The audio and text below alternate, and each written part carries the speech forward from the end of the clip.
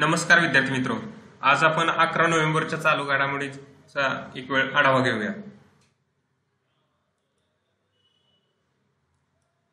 आमचा Telegram channel आहे जो तुम्हाला आता स्क्रीनवर दिसतोय, त्याला जॉईन व्हा, ज्याच्यामुळं अकॅडमीच्या जे नवीन नवीन प्रोग्राम असतील ते तुम्हाला माहिती होतील, ज्याचा तुम्हाला नक्कीच फायदा होईल. अकॅडमीने आता टेस्ट सिरीज सुरू केलेली आहे, तर ती ऑनलाईन आणि ऑफलाईन या दोन्ही प्रकारांमध्ये अवेलेबल आहे. तिचा आपण लाभ घेण्याचा प्रयत्न करा. टेस्ट सिरीजचा आपल्या यशामध्ये नक्कीच खूप मोठा रोल असतोय. हे टाइम टेबल आहे टेस्ट सिरीजचं, तर नक्की एक वेळ व्हिडिओ पॉज करून हे एकदा पाहून घ्या. पहिली न्यूज आहे TN शेषन. भारताच्या निवडणूक इतिहासामध्ये ज्यांचं नाव दीर्घकाळ स्मरणात ठेवलं जाईल असे एक अधिकारी होऊन गेले, त्यांचं नाव TN शेषन. त्यांचं काल निधन झालंय, जे चेन्नई इथं निधन झालेलं आहे.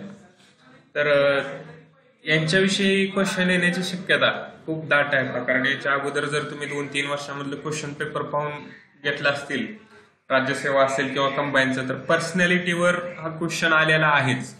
आणि TN शेषन हे खूप मोठं नाव आहे, तर त्यांच्याबद्दल आपण जरा डीपमध्ये कव्हर करण्याचा प्रयत्न केलेला आहे. तर पाहूया आपण काय माहिती दिली त्यांच्याबद्दल. 1955 तमिळनाडू कॅडरचे IAS अधिकारी आहेत ते 1990 ते 1996 या दरम्यान निवडणूक आयुक्त म्हणून त्यांनी काम केलं आणि ते देशाचे 10वे मुख्य निवडणूक आयुक्त होते. हे पण तुम्ही लक्षात ठेवण्याचा प्रयत्न करा की ते कितवे निवडणूक आयुक्त होते वगैरे पण विचारू शकतात. 1989 मध्ये ते कॅबिनेट सेक्रेटरी झाले होते, जे 18वे कॅबिनेट सेक्रेटरी होते.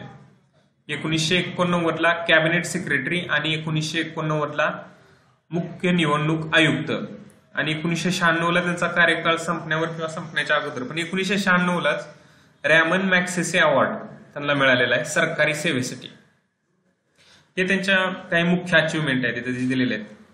तर तिरुनेल्लरी नारायण अय्यर शेषन यांचा जन्म केरळच्या पलक्कड जिल्ह्यातील तिरुनेलाई येथे 1932 मध्ये झाला.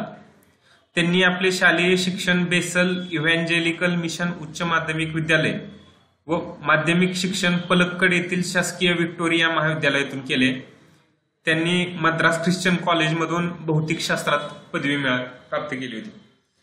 तर हे त्यांचं जे बॅकग्राऊंड आहे, अगोदरचं शिक्षण किंवा त्यांचं लहानपण कुठल्या शाळेत गेलं ते फक्त दिलेलं आहे. त्यांचं एक पूर्ण नाव काय आहे हे पण तुम्ही लक्षात ठेवा. तिरुनेल्लरी नारायण अय्यर शेषन. TN शेषन यांचं नाव तिरुनेल्लरी नारायण अय्यर शेषन. तर केरळमध्ये त्यांचा जन्म झाला होता, केरळच्या पलक्कड जिल्ह्यात तिरुनेलाई येथे 1932 ला. आणि त्यानंतर मग त्यांची प्राथमिक माध्यमिक शिक्षण किंवा पदवी शिक्षण कुठं प्राप्त केलं त्या सर्व शाळांची कॉलेजांची नावं दिलेली आहेत खाली. ठीक आहे. त्यांनी मद्रास ख्रिश्चन कॉलेजमध्ये डेमॉन्स्ट्रेटर म्हणून 3 वर्ष काम केलं. त्याच वेळेस त्यांनी IAS ची परीक्षा दिली आणि त्यानंतर ते एडवर्ड S. मेसन फेलोशिपवर हॉवर्ड विद्यापीठात शिकण्यासाठी गेले आणि तेथे त्यांनी पब्लिक ऍडमिनिस्ट्रेशन किंवा लोक प्रशासनामध्ये मास्टरची पदवी मिळवली. हे त्यांचं शिक्षण कुठं झालंय, कसं झालंय एवढं फक्त दिलेलं आहे याच्यामध्ये. TN शेषन आणि E. श्रीधरन हे पलक्कड मधील BEM हायस्कूल आणि व्हिक्टोरिया कॉलेजमध्ये वर्गमित्र होते. TN शेषन आणि E. श्रीधरन. आता E. श्रीधरन कोण आहेत हे तुम्हाला माहित असायला हवं. E. श्रीधरन यांना भारताचं मेट्रो मॅन असं म्हटलं जातं. दिल्लीची जी मेट्रो आहे तिच्या उभारणीमध्ये E. श्रीधरन यांचं योगदान खूप महत्वाचं होतं. E. श्रीधरन आणि TN शेषन.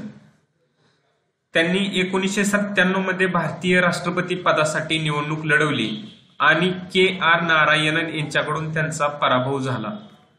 1997च्या राष्ट्रपती पदाच्या निवडणुकीत त्यांचा KR नारायणन यांच्याकडून पराभव झाला. KR नारायणन हे त्यावेळेस ते राष्ट्रपती झाले होते. KR नारायणन यांच्यानंतर अब्दुल कलामांनंतर प्रतिभा पाटलांनंतर प्रणब मुखर्जी आणि प्रणब मुखर्जी नंतरचे सध्याचे राष्ट्रपती असं. तर KR नारायणन यांच्या विरोधात त्यांचा पराभव झाला होता. आणि ते प्लॅनिंग कमिशनचे मेंबर पण होते पहा, नियोजन आयोगाचे सदस्य. तर हे त्यांची काय असेल ती अचिव्हमेंट जे आपण आता पाहिली. ऑक्टोबर 2012 रोजी मद्रास उच्च न्यायालयाने चेन्नई येथे पचायप्पा ट्रस्ट चालवण्यासाठी अंतरिम प्रशासक म्हणून टी.एन. शेषन यांची नियुक्ती केली होती. तर त्यांनी निवडणूक आयुक्त म्हणून जी काय महत्वाची कामगिरी केलेली आहे ती आपण इथं पाहूयात. तर निवडणूक प्रक्रियेत कायद्याची अंमलबजावणी, निवडणूक आचारसंहितेची काटेकोर अंमलबजावणी करण्यासाठी प्रमुख भूमिका आणि सर्व पात्र मतदारांना मतदार ओळखपत्र देणे. तर निवडणूक आचारसंहितेची काटेकोर अंमलबजावणी करण्यासाठी प्रमुख भूमिका. 1990च्या पूर्वीच्या जर निवडणुका तुम्ही पाहिल्या तर त्याच्यामध्ये आचारसंहिता वगैरे इतकी काटेकोर नसायची. पहा, जी पहिल्या प्रथम आली ती 1990 नंतर काटेकोर अंमलबजावणी आणि सर्व पात्र मतदारांना ओळखपत्र देणे. आता हे तर तुम्हाला माहितीच असेल पहा, मतदार ओळखपत्राला शेषन कार्ड असं पण एक ग्रामीण भागात म्हटलं जातं. तर अगदी ग्रामीण भागातल्या गरिबांपर्यंत पोहोचलेला असा एखादा नोकरशाह भारतात होऊन गेला, अशी उदाहरणं खूप विरळ आहेत सगळे. त्याच्यामुळं टी.एन. शेषन हे खूप महत्वाचे आहे. निवडणुकीच्या उमेदवारांच्या खर्चावर मर्यादा घातली आणि पुरोगामी व स्वायत्त निवडणूक आयोग यंत्रणा, मतदान होणाऱ्या राज्यांसाठी इतर राज्यांतील निवडणूक अधिकारी, मतदान ज्या राज्यांमध्ये होणार असेल त्या राज्यातले जे एक प्रमुख निवडणूक अधिकारी असतील हायर लेवलचे, तर ते त्या राज्यातील नसून इतर राज्यातील असतील, ही पण तरतूद त्यांनी केली निवडणूक आयुक्त असताना. त्याचबरोबर त्यांनी इतर पण काही काम केलेले आहेत. काय तर मतदारांना लाच देणे किंवा धमकावणे असल्या प्रथांना त्यांनी निर्मूलन केलेलं आहे सगळं. निवडणुका दरम्यान दारूचे वितरण, प्रचारासाठी शासकीय यंत्रणेचा वापर, मतदारांच्या जातीसाठी किंवा जातीय भावनांना आवाहन, प्रचारासाठी उपासना स्थळांचा वापर आणि पूर्वीच्या लेखी परवानगीशिवाय लाऊडस्पीकर वापर. आता स्क्रीनवर ह्या ज्या दिसतात या सर्व प्रथांचं निर्मूलन करण्यासाठी त्यांनी कसोशीनं प्रयत्न केला असं आपल्याला म्हणता येईल. आता इथं हा आवाहन हा शब्द एक तुम्ही पाहून घ्या. मतदारांच्या जातीसाठी किंवा जातीय भावनांना आवाहन, आव्हान आणि आवाहन या दोन शब्दांमध्ये फरक आहे. आवाहन म्हणजे साद घालणे वगैरे आणि आव्हान म्हणजे चॅलेंज करणे. मग आवाहन कुठं वापरलं जातो आणि आव्हान कुठं वापरलं जातो हे पण तुम्ही लक्षात ठेवा. मराठी व्याकरणासाठी वगैरे तुम्हाला हे उपयोगी ठरू शकतं. टी.एन. शेषन खूप महत्वाचे आहेत पहा. तुम्ही त्यांना एकदा व्यवस्थित त्यांच्याबाबतची माहिती आपण दिलेली असेल एवढी जरी केली तरी पुरेशी आहे. परंतु आणखीन जमली तर कुठं माहिती करून एकदा नजरेखाली घालून घ्या व्यवस्थितपणे, कारण हे खूपच महत्वाचे आहेत पहा. यांच्यावर न्यूज येण्याची किंवा यांच्यावर क्वेश्चन येण्याची शक्यता खूप जास्त आहे. ठीक आहे, आपण आता पुढच्या न्यूजकडे वळूया. बीकेसी कनेक्टर वाहतुकीसाठी खुला. बीकेसी कनेक्टर हा पूर्व द्रुतगती मार्ग आणि वांद्रे कुर्ला संकुलाला जोडणारा उन्नत मार्ग वाहतुकीसाठी खुला करण्यात आला. तर बीकेसी कनेक्टर कोणत्या कोणत्या याला जोडतो तर हे लक्षात ठेवा. वांद्रे कुर्ला संकुलाला जोडणारा आणि हा खुला करण्यात आला आहे, मुंबईमध्ये आहे. ठीक आहे, आपण आता पुढच्या न्यूजकडे वळूया. भारताचा मालिका विजय. भारताने बांगलादेश विरुद्धची T20 मालिका 2-1 अशा फरकाने जिंकली. 2020 क्रिकेटमधील भारताकडून पहिली हॅट्रिक दीपक चहरने नोंदवली. तर आता काल जी T20 मालिका झाली भारत आणि बांगलादेशाविरुद्ध, यातल्या मॅचेस तुम्ही पाहिल्या असतील. पहिली मॅच आपण फक्त हारलो, त्यानंतरच्या दोन्ही मॅचेस जिंकल्या आपण. तर ती T20 मालिका आपण 2-1 अशा फरकाने जिंकली आणि T20 मध्ये काल दीपक चहरनं भारताकडून या T20 प्रकारामधली पहिली हॅट्रिक नोंदवली आहे. भारतीयांच्या वापरात नसलेल्या स्विस खात्यातील पैसा सरकार जमा आहे. ते एक स्पेस जास्त गेलाय पहा. भारतीयांच्या असं नसून भारतीयांच्या हा एकच शब्द आहे. दोन्ही म्हणून वापरात नसलेली स्विस खात्यातील पैसा सरकार जमा. स्विस बँकेतील भारतीयांचे अनेक खाती वापरात नसून त्यातील पडून असलेला पैसा आता स्वित्झर्लंड सरकारकडे हस्तांतरित केला जाणार आहे. सरकारने बंद असलेल्या अशा खात्यांची यादी 2015 मध्ये जाहीर केली होती. या खात्यांवर कुणीही दावा केलेला नाही. भारतीय निवासी आणि नागरिक यांची ही खाती असून त्यातील काही खाती ब्रिटिश काळातील आहे.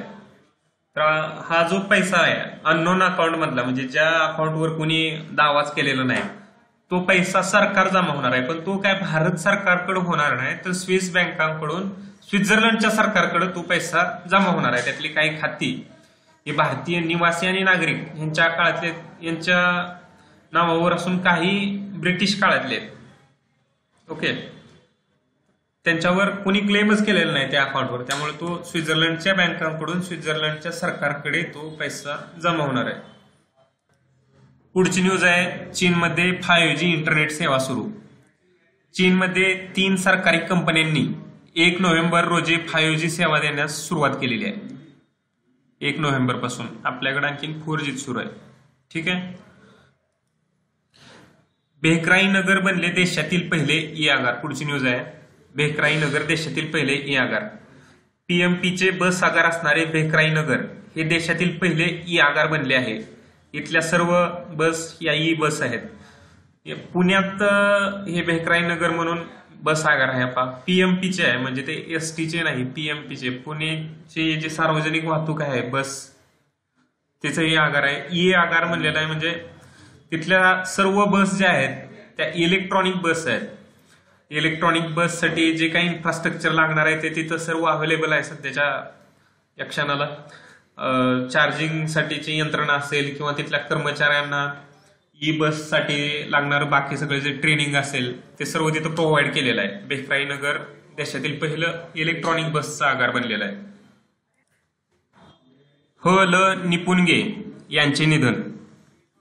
महाराष्ट्र साहित्य परिषदेचे माजी प्रमुख कार्यवाहक आहेत ते. पुष्पक प्रकाशनाचे संचालक आणि त्यांनी 1980ला विशाखा दिवाळी अंक काढण्यास सुरुवात केली होती. हे महत्वाचे पॉइंट आहेत ह.ल. निपुणगे यांच्याबाबतचे. ते महाराष्ट्र साहित्य परिषदेचं माजी प्रमुख कार्यवाहक आहेत, पुष्पक प्रकाशनाचे संचालक आणि 1980ला विशाखा हा दिवाळी अंक त्यांनी सुरू केला होता. स्पेनमध्ये 4 वर्षांत चौथ्यांदा निवडणूक. ही पुढची न्यूज आहे. या अगोदर झालेल्या निवडणुकांमध्ये विद्यमान राष्ट्राध्यक्ष पेड्रो संचेज यांच्या सोशलिस्ट पार्टीने सर्वाधिक जागा जिंकल्या होत्या. मात्र त्यांना पूर्ण बहुमत न मिळाल्याने त्यांनी पुन्हा निवडणुका घेण्याचा निर्णय घेतला. कॅटेलोनिया या प्रांतामध्ये स्पेन पासून वेगळे होण्यासाठी ही चळवळ सुरू आहे.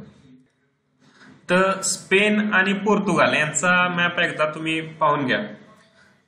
अटलांटिक महासागराकडं युरोपचं जे एक्सटेन्शन झालेलं आहे तिथं हे 2 देश स्थित आहेत पहा, स्पेन आणि पोर्तुगाल. तर या स्पेनमध्ये एक प्रॉव्हिन्स आहे, एक प्रांत आहे की त्या प्रांतामध्ये स्पेन पासून एक सेशनिस्ट मुवमेंट सुरू आहेत. सगळ्या स्पेन पासून वेगळं होण्यासाठी फुटीरतावादी चळवळ आपण त्याला मराठीमध्ये म्हणू शकतो. तर त्याच्यामुळे त्या देशामध्ये अस्थिरता आली, प्रचंड अस्थिरता आली. त्याच्यावर अनेकदा सार्वमत घेतलेलं आहे, काही रिझल्ट आलेले आहेत त्याच्या. पण एक 100-1 वर्षापासून ही चळवळ सुरू आहे तिथं, परंतु तिला यश आलेलं नाही. आणि तिथल्या त्या अस्थिरतेमुळं तिथं निवडणुका वगैरे सतत सुरू आहेत. पहा काय, पेड्रो संचेज यांच्या सोशलिस्ट पार्टीला अगोदर सर्वाधिक जागा त्यांनी जिंकल्या होत्या, परंतु त्यांना पूर्ण बहुमत मिळालं नाही. त्यामुळं त्यांनी पुन्हा निवडणुका घेण्याचा तिथं निर्णय घेतला होता. आता येईल रिझल्ट तिथला, आज उद्या येईल. त्यानंतर काय होते तिथं आपण एकदा ते पाहूया. ठीक आहे. याचबरोबर आणखीन काही न्यूज आलेल्या आहेत पहा आपल्या वर्तमानपत्रामध्ये की त्या मोस्टली महाराष्ट्राशी संबंधित आहेत.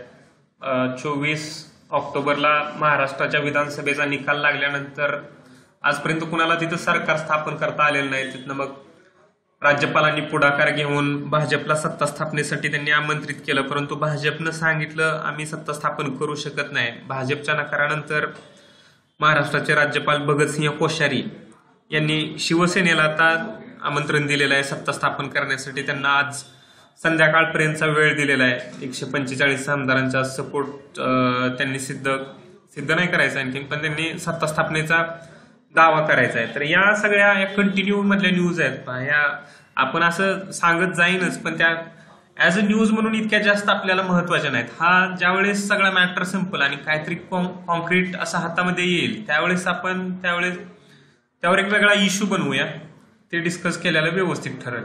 ठीक आहे. तर आज जेवढ्या पण महत्वाच्या सकाळ असेल, लोकसत्ता असेल, मटा असेल किंवा लोकमत असेल, या सर्वांमधल्या जवळपास आपल्या एक्झामच्या दृष्टीनं महत्वाच्या असणाऱ्या न्यूज घेण्याचा प्रयत्न केलेला आहे. पहा आपण आज तुमचा प्रतिसाद मिळतोय तो एनकरेजिंग आहे.